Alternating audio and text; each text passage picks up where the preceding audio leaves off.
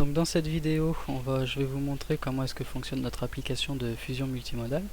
Donc en premier, on a ici notre application qui est en fait une fenêtre de débugage qui permet d'afficher l'état du système au fur et à mesure des événements que nous envoient les différents composants de la reconnaissance vocale, de Wonderla Recognizer et aussi de la palette. Donc en premier, je vais vous montrer comment est-ce que fonctionne le système pour créer un objet. Donc en tout premier lieu, il faut d'abord reconnaître la voix de l'utilisateur, et ici on ne prend en compte que la reconnaissance de la parole qui a eu un pourcentage de confiance supérieur à 80%. Donc si je dis créer un rectangle orange ici, il a mal reconnu, créer un rectangle orange ici. Voilà, donc ici on voit qu'on est dans l'état 5, il a l'intention de créer un rectangle orange et désignation de position état true pour dire que en fait il attend tout simplement la position du rectangle. Donc là on clique et il a la position, donc il peut créer le rectangle et remettre le système dans l'état initial. Ensuite, on peut utiliser aussi Wonderla Recognizer pour lui dire si c'est un rectangle ou si c'est un cercle qu'il faut créer. Donc là je lui dis créer ça ici.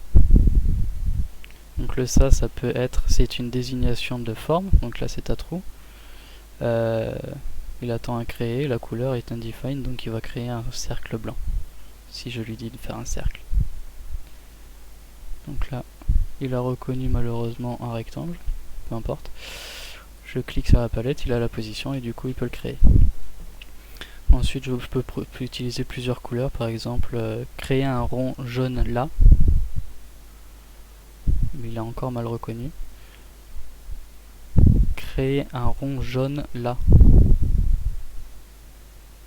toujours pas. Créer un rectangle jaune ici, bon il a du mal. Créer un rectangle noir là, ça reconnaît mieux. Ensuite on peut déplacer les objets, donc pour déplacer il suffit de dire déplacer ça ici. SRA5 a du mal à reconnaître. Déplace ça ici.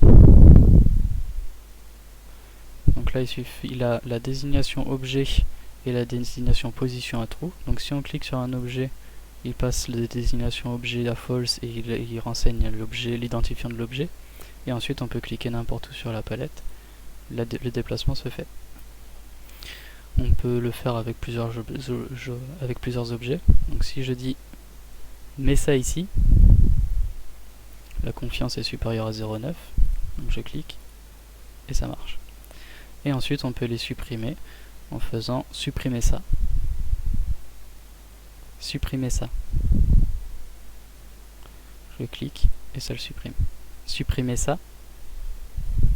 Donc là on voit bien qu'il a l'intention de supprimer et la désignation de la forme ou de l'objet est à true, puisque le ça on ne sait pas si c'est un objet ou si c'est une forme.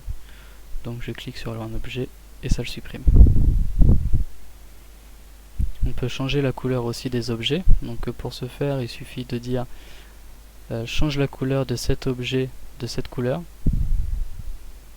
On clique sur l'objet pour lui indiquer quel est l'objet qu'il attend, désignation objet est à true, et ensuite il attendra une couleur. Donc je clique d'abord sur l'objet, puisque c'est la première chose que l'utilisateur avait l'intention d'indiquer, et je clique sur la couleur attendue.